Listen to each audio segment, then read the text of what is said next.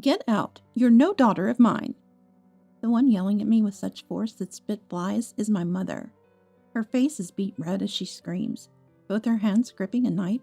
It's tipped pointed at me. You're just a leech who won't even provide for living expenses.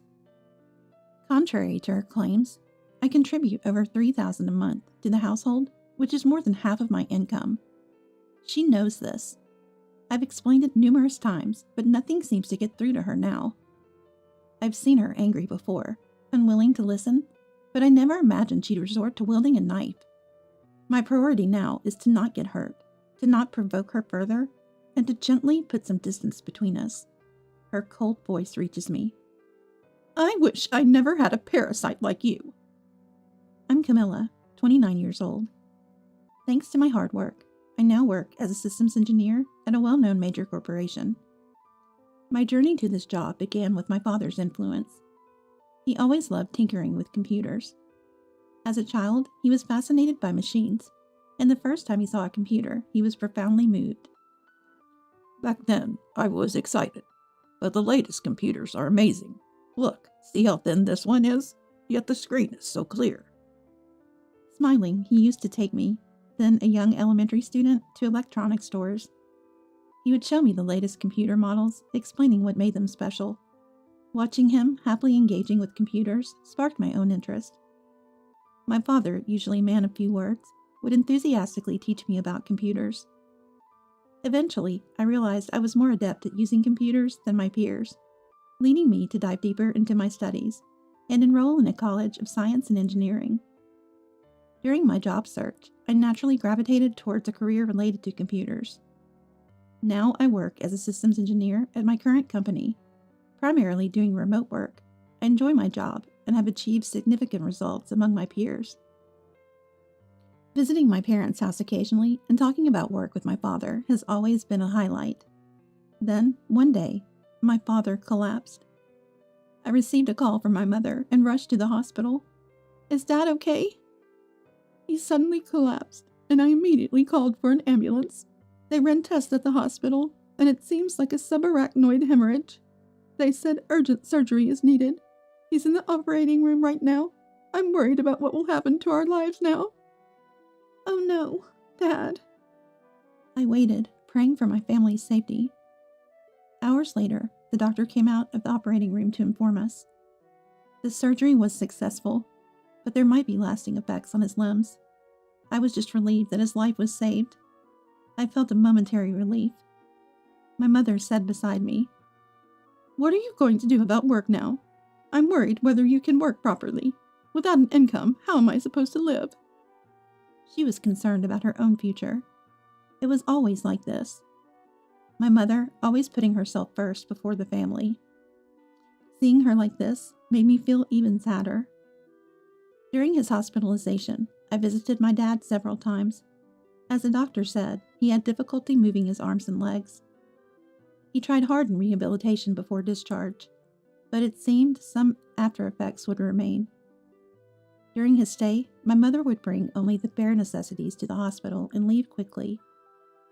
Dad decided to take early retirement, as commuting to his current job was too challenging in his condition. Living alone was also difficult for him, requiring care, so I discussed this with my mother. Dad can't live alone in his condition, so I hope you can help, Mom. But I wasn't expecting much from her response. I'm too busy with my own things to care for your father. Her words came out instantly, leaving me disappointed. My mother never prioritized family since I was young, always putting herself first. I believe she loved my father, so I thought she would lend a hand to him in his current state. Yet she refused my request for help. I understand. Then I'll move in and take care of Dad myself. That would be a big help. When can you start? Since my job was mostly remote, I could manage both work and caregiving, as long as I had a computer and an environment suitable for online meetings. Knowing it would be a busy life, juggling work and caregiving, I decided to return home and live with my parents.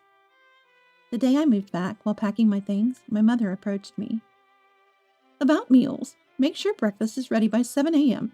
It'd be good to have grilled fish, natto, or salad, considering health. And keep the trash in small bags so it doesn't smell. Remember to take out the burnable trash on Mondays and Thursdays, and do the cleaning every day. Ah, it's so good you're back." Though she initially said she could take care of herself, my mother quickly changed her attitude and began pushing all household chores onto me. Despite her complaints, I noticed the house was dirty. It seems she never did much housework. As expected, I ended up doing all the housework alone, with my mother not lifting a finger. Moreover, she was often out, living freely as she pleased. My days became incredibly busy with work, caregiving, and now all the household chores. My father, who had lost some weight, apologized. "I'm sorry for causing trouble. You have to work, too." I shook my head slowly, smiling. "Don't apologize, Dad. It's not your fault. I'm glad I came back home. I enjoy talking with you." Hearing this, he seemed slightly relieved. Caring for my father didn't mean he was bedridden or couldn't eat by himself. It was just lending a hand here and there, not too difficult, and I was happy to spend time with him like when I was a child. Meanwhile, my mother, who does nothing, never hesitates to complain. "Camilla, your cooking is kind of bland and simple, isn't it? Isn't it insufficient for Dad's nutrition? For a sick person like him, shouldn't you increase the variety of dishes? What an unfilial daughter." She says this while gobbling up my cooking, which really irks me. However, mentioning Dad made me think seriously. Given his age, he doesn't eat much, but perhaps having more small dishes rather than large ones would be easier for him to eat. Thinking this, I increased the variety, but Mom didn't comment. Instead, a few days later, she said, "There are too many dishes lately. We're old and can't eat so much. Don't you know how to save, even though you've been living alone?" She said this while finishing her meal, so I couldn't help but retort. "You're the one who told me to increase the number of dishes. I did it so Dad wouldn't get tired of the same food, and to stimulate his appetite." Mom then sighed loudly and stood up. "What's with that tone? It's like you're doing it reluctantly because I complained. How ungrateful. It's your attitude, taking every little suggestion as a complaint. That's why you're still unmarried." Expressing her anger with her entire body, she stomped towards the sofa in front of the TV. Of course, she left her dishes on the table. Plopping down on the sofa. "Coffee!" She looked at me and barked. As if I would serve her, while I was clearing the table, she threw a cushion at me from the sofa. "Hey, make the coffee already. You're almost always at home, and you don't even go to work. You talk about caring for Dad. But aren't you just after his retirement money? And you can't even do housework properly. You're so unreasonable." This again? I've switched to remote work, remember? I'm in meetings and working, even when I'm in my room. No matter how I explained, Mom refused to understand remote work. In her mind, I was the daughter who returned home under the guise of caregiving, not contributing to the household expenses and bringing misfortune. It baffles me how Mom thought I was using Dad's retirement money for myself, when I was the only one actually caring for him. In reality, I was the one caring for Dad, earning for our parents' living expenses, and doing all the housework. I've been dealing with Mom's whims since childhood, but I've reached my limit. It's unfortunate for Dad, but I can't live with the three of us under one roof. A few days after making this decision, I accompanied Dad to his rehabilitation. He was motivated, and though dramatic improvement was unlikely, we were preventing further decline. As the doctor encouraged us to keep going, we returned home to see Mom leaving the house hastily with a large bag. It was normal for her to be out often and to come back from department stores with big bags, so I didn't think much of it. However, the next day, when I went to go shopping and opened my closet, I realized all my precious bags and accessories were gone. What? Why? They weren't something I wore often, nor had I moved them, so they should be here. Then, I remembered Mom's hurried departure the day before and confronted her. "Mom, did you go into my room yesterday?" "Why are you asking all of a sudden? This is my house, and I can go into any room I want." "Then what's in that bag?" Mom was holding a bag from a high-end brand. It was clearly something she had just bought. "So you somehow had the money to buy such a brand item? You're always telling me not to waste money." "Well, you waste money, so I thought I'd get some assurance from you." I frowned, not understanding her words, and she started laughing cheerfully. "You had some nice bags. Even just the bags and accessories sold for a good amount." Shockingly, my mother had sold my accessories without my permission. and used the money for her own interests. I couldn't contain my anger. I can't believe this. Stealing and then selling them? That's worse than a thief. Give them back. Compensate me, I yelled. Mom twisted her face. Unbelievable. A daughter talking back to her mother. When I was a child, I absolutely obeyed my parents. I worked and cared for my parents. I'm even taking care of your father. All you do is complain without doing anything. She shouted and slammed her fist on the table. Then why don't you help a little with Dad's care? Mom, do you remember ever caring for him since I came back? Have you prepared his clothes? Or helped him up from a chair? You don't even do that, and you say you're taking care of him? The one being cared for in this house is you. I slammed my hands on the table and glared at her. I knew my mother didn't get along with my paternal grandmother. It might have faced harassment, but at least claiming to be caring for my father was something I couldn't accept. Dad had given up on expecting care from Mom. He tried engaging in small talk, bringing up TV shows or stories from friends he met during rehab, but whenever he started talking, she would quickly leave the room.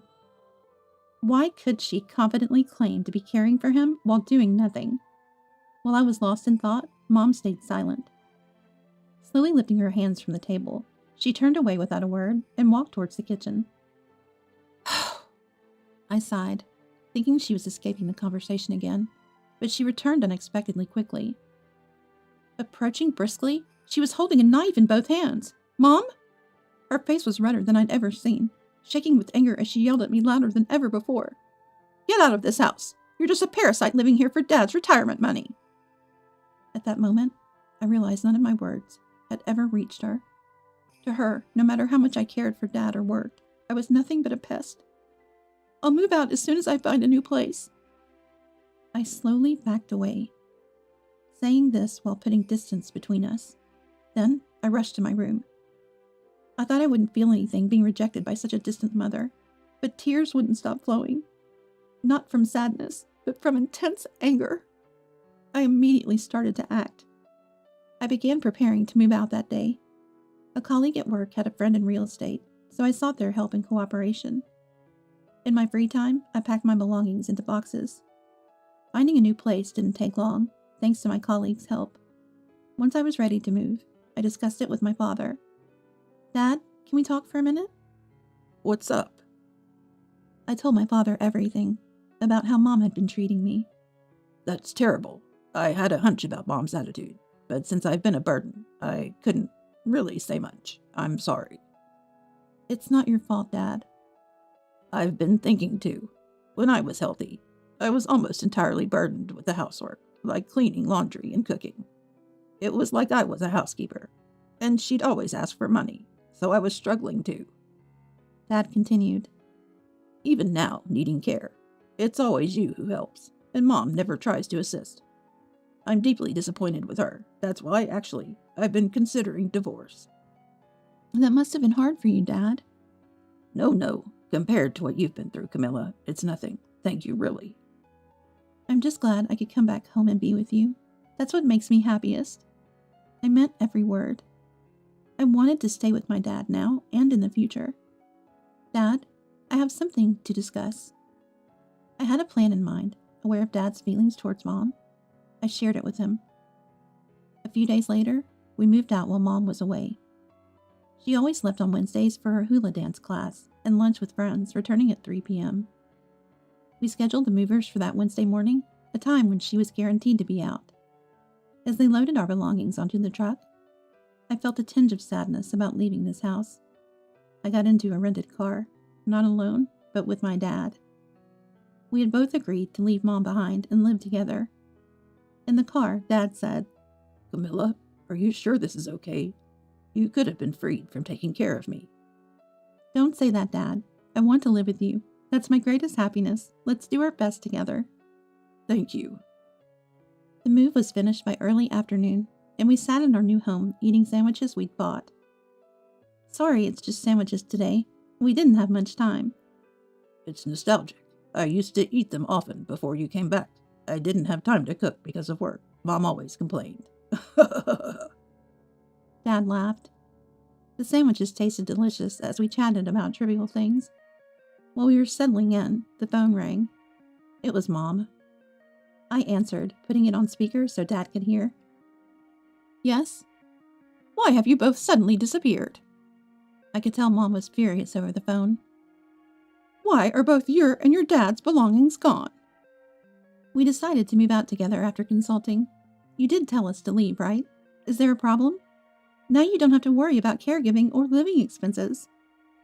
What about my life with Dad? I'm relying on his retirement and pension. Where are you now? Why don't you take care of yourself? We're already in our new home. I won't say where, but we bought a high-rise apartment. Huh? A high-rise apartment is for rich people, right? Stop joking. There's no way you guys could live there. Mom clearly didn't believe us, but it was true. We had moved to a high-rise apartment close to the hospital where Dad was receiving treatment. I think I've told you several times, but I've been continuously working. You always said it was just a little side job. Our company is quite large, and I've been there a long time, entrusted with significant responsibilities. You might not remember, but the $3,000 I've been depositing into the account every month, that was from me. Wait, that wasn't Dad's pension? I thought the balance was high because of his retirement money. Did Dad ever have an income that could give $3,000 a month? His retirement fund was gone the next month. I saw the card statements. It was all spent on brand bags by you. That's why I was supporting the family. I didn't know that. No one told me anything about it. Realizing explaining further was pointless, I continued. You didn't listen because you didn't want to. I've told you many times, and I heard from Dad. You've been going out to play with friends every day, even while Dad was still working. You complained every day about your oppressive husband because he managed the finances due to your extravagant spending. It's amazing that you only worry about money. Camilla, you knew all this and still tricked me. If you have that much money, come back home right now. To Mom, family was just a wallet. She never cared about Dad's condition, only about money. And yet, she was careless with bank accounts and thoughtlessly spent on credit cards without any problem. I was astounded at how she managed to live her life this way. Dad, tired of our endless conversation, took over. I thought you'd listen if it came from our daughter, but no. Thank you for everything. I won't interfere with whatever life you choose to lead. Let's divorce. Divorce? Wait. What about my life? You're free from caring for me now. You can live freely. I'll send the divorce papers later. Just sign them. She really could only think of herself. As I was stunned, Dad ended the call without saying anything more. I'm sorry, Camilla. I didn't mean to make you go through this. With just those words from my father. Thank you, Dad. I responded.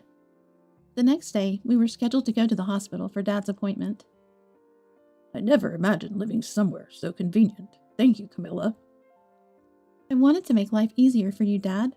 Plus, compared to New York's high-rises, the prices here are much more reasonable. Looks like we can live comfortably. We left the house, having that conversation. It took us about 10 minutes to reach the hospital. As the automatic doors opened, we were taken aback.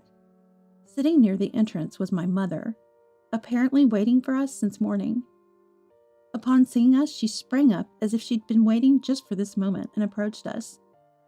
What was that call yesterday about? I knew nothing about your salary or you two moving out. I won't allow you two to live in a nice place without me. Suddenly, her hand reached out to grab me. Let me live in the high-rise too. I remained calm despite her behavior, wondering how she could think such demands would be met. It became clear she had never considered our family, and I felt pity. What Dad and I decided is final. Please give up. From now on, I won't think of you as my mother. Thank you for everything until now, but let me live my own life from here. I won't allow it. I don't need your permission. Let go of me. This is a hospital. If you continue, I'll call the police. Mom regained some composure and looked around for the first time. Other patients were staring at us, and hospital staff, accompanied by a security guard, were approaching. Hastily, Mom let go of me. Is everything okay? Without looking at the person who asked, Mom hurriedly left. I apologized for the disturbance. That was my mother. We had a little disagreement. As I looked towards the hospital entrance, I saw my mother's back, seemingly more frail than usual. In the following days, she lingered around the hospital searching for us. but she only acted boldly towards those she perceived as weaker than herself. After being chased away by security and scolded by other patients, she never showed up again. That was the last time I saw her. Later, Dad consulted a lawyer and decided to pursue divorce seriously. Mom resisted the divorce until the end, even demanding compensation. Once the lawyer explained she wasn't entitled to any, she unsuccessfully tried to plead with him. The lawyer coolly referred her to community support centers, proceeding with the paperwork. The divorce was finalized a few months after the incident at the hospital. Dad decided to sell the family home, which he no longer needed. Mom opposed this until she realized she would receive money from the sale, even after the divorce. Her sudden agreement seemed so unlike the mother I knew. Until the end, she remained obsessed with money, leaving us both sighing in disbelief. After Dad sold the family home, we've been enjoying a peaceful life. I've been busy as usual with work, housekeeping, and caregiving, but the care services are much more comprehensive in this area. I've been able to hire a daytime helper and increasingly attend the office. Dad's condition has been slowly progressing, partly due to age. The doctor suggested we consider a care facility, so we're mulling over our options. Just when I got used to this new life, an unknown number called me. Thinking it might be work-related, I answered, only to hear Mom's voice. Camilla, I've almost run out of savings. It's only been a few months since she received the money from selling the house, and already her savings were depleting. So give me some money. Think of it as your final act of filial piety. I don't have any money to give you anymore. Dad and I are living happily together. Can you please not disturb us anymore? How dare you call me a disturbance? I'm your mother. You should be grateful and give me some money. Isn't that what working for a good company is for? Show some gratitude to your mother. I won't contact you anymore. Exhausted from arguing, I hung up, and then blocked her number. Nevertheless, she kept calling from different numbers. My mother, initially aware of the call blocking feature, must have realized that calling from a different phone would connect her through. I kept blocking each new number she called from, but it was a never-ending game of whack-a-mole. Eventually, I changed my number, which finally stopped her calls. Later, through mutual acquaintances, Dad heard about Mom. After running out of savings, she was living in an old apartment in the suburbs, barely making ends meet with a part-time job. With no money for hobbies, she was somehow managing to live alone. Maybe she's finally learning to live like a person, Dad said. I suppose it might be because I've been indulging her. I muttered softly, sighing deeply as I spoke to Dad. Dad, are you happy now? Dad smiled at me and said, Of course, Camilla. Thank you. I'm sorry for all the trouble I've caused.